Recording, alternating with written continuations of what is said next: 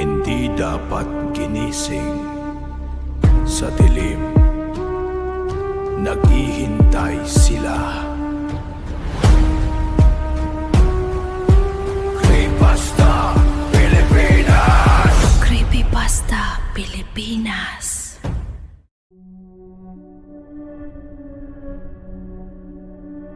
Tatlong linggo pa lamang nakatira si Rosa sa lumang apartment compound sa dulo ng barangay nang may lumipat sa bahay sa tapat nila. Isang babae ang bagong kapitbahay, maputi, tahimik at laging nakasuot ng mahabang damit kahit tirik ang araw. Ang pangalan daw ay Selena. Nung unang araw, nagpakilala ito sa may-ari ng compound. Nakita iyon ni Rosa mula sa bintana. Ngunit mula noon, wala na siyang nakitang kahit anong galaw sa bahay tuwing umaga. Baka night shift, sabi ng kapatid niyang si Maribel nang banggitin niya iyon. 3 linggo ng night shift? Napailing si Maribel. Problema mo na naman ang kapitbahay. Hindi naman talaga mausisa si Rosa. Pero kakaiba ang bahay ni Selena. Laging sarado ang mga bintana hanggang tanghali. Nakakabit ang makakapal na kurtina kahit mainit. Walang nilalabhang damit sa sampayan. Walang basura sa labas. Wala ring bumibisita. Pero pagsapit ng dapit hapon, saka nagkakaroon ng buhay ang bahay. Minsan, nakita ni Rosa si Selena sa bintana. Nakatayo lamang ito sa dilim, nakatingin sa kalsada.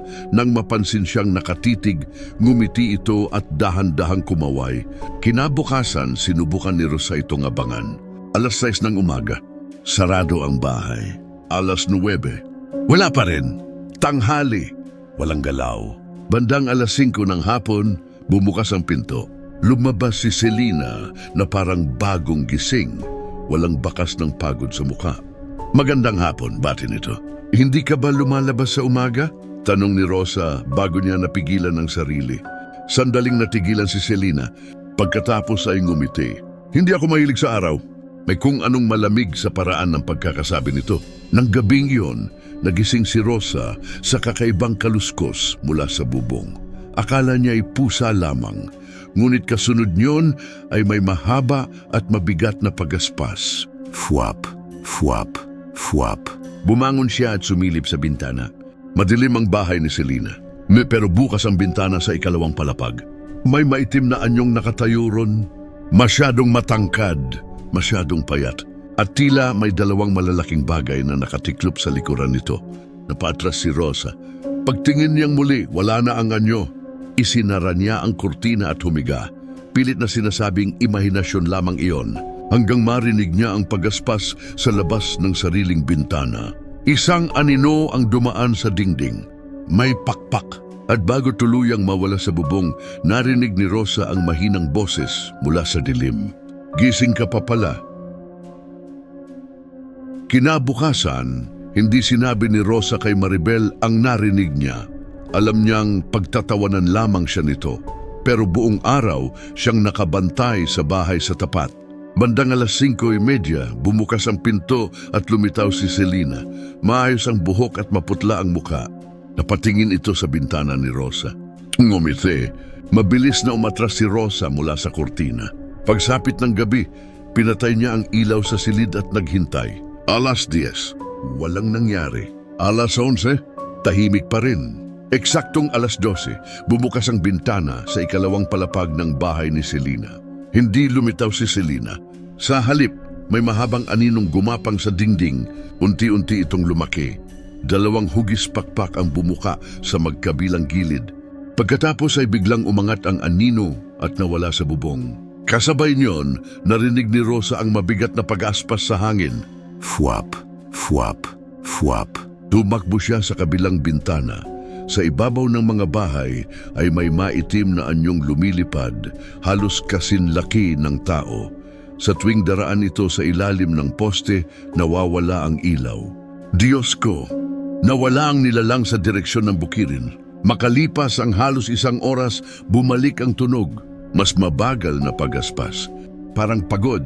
Mula sa dilim, bumaba ang anino sa bubong ng bahay ni Selena at muling pumasok sa bukas na bintana. Kinabukasan, nagtanong si Rosa sa matandang tindera sa kanto.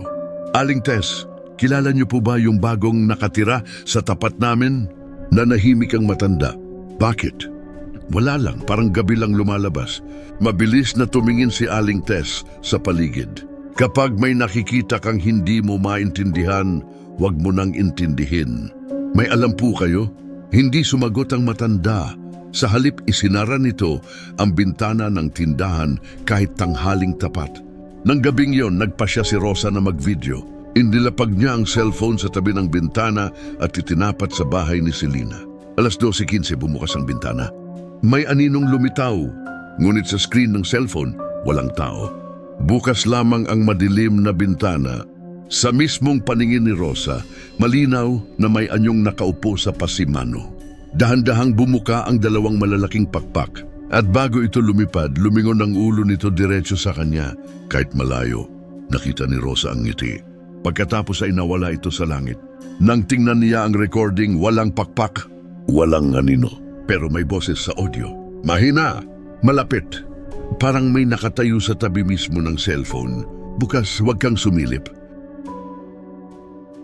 Hindi nakatulog si Rosa. Paulit-ulit niyang pinakinggan ang recording. Parehong boses, parehong bulong. Bukas, huwag kang sumilip. Pagsapit ng umaga, nagdesisyon siyang sabihin kay Maribel ang lahat. Ngunit bago siya makapagsalita, tumawag ang kapatid niya. Rosa, hindi ako makakauwi ngayong gabi. Overtime. Nanikip ang dibdib niya. Mag-isa siya. Bandang hapon, nakita niyang lumabas si Selena. Nakaitim na damit at may dalang maliit na bag. Naglakad ito palayo sa compound bago tuluyang nawala sa kanto. Hindi na hinintay ni Rosa ang gabi. Tumawid siya sa bahay sa tapat. Sarado ang pinto, ngunit hindi nakakandado ang bintana sa likod. Bahagya niya itong itinulak. Bumukas. Selena? Walang sumagot. Amoy lumang kahoy at matapang na halamang singaw ang loob.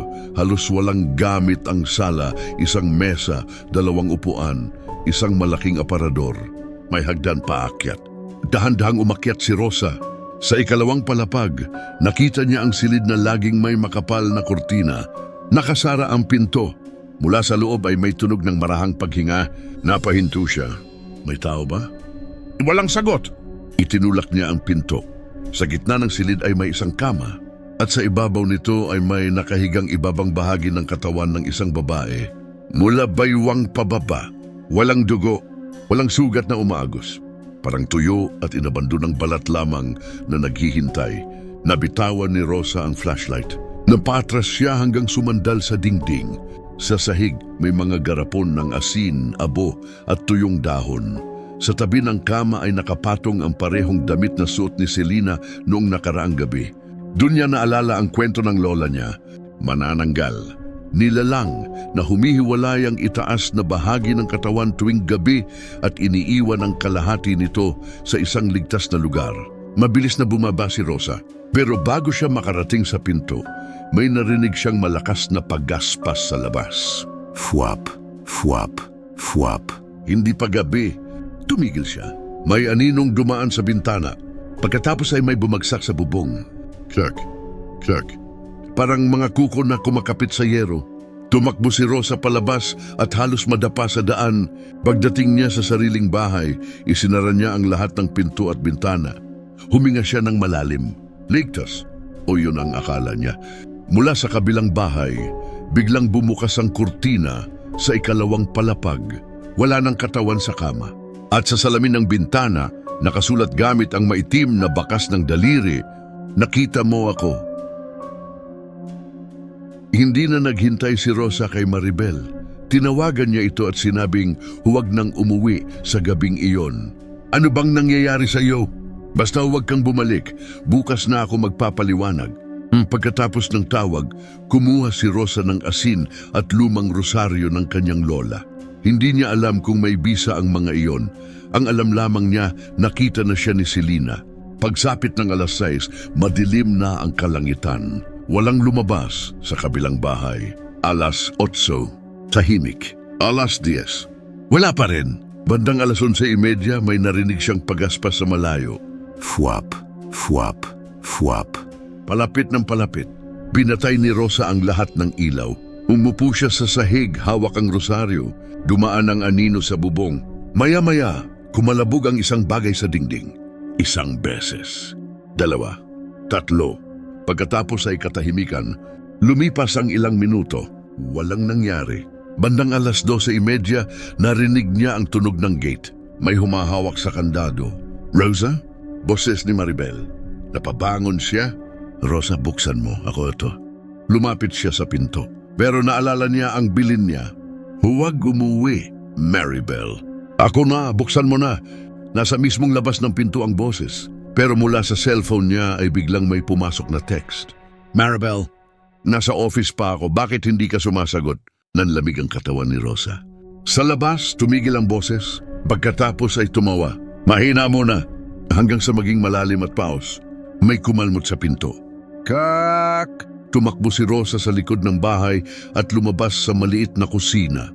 Tumakbo siya hanggang makarating sa guardhouse sa kanto. Doon siya naghintay hanggang magumaga. Pagbalik niya, tahimik ang compound. Sarado ang bahay ni Selena. Walang bakas nang nangyari. Pumasok si Rosa sa sariling bahay para kumuha ng damit. Doon niya napansin ang bintana sa silid. Bukas. Sigurado siyang isinara niya iyon. Dahan-dahan siyang lumapit. May mahabang gasgas sa pasimano. Sa sahig ay may ilang maitim na balahibo. Fwap. Nanigas siya. Galing sa likuran niya.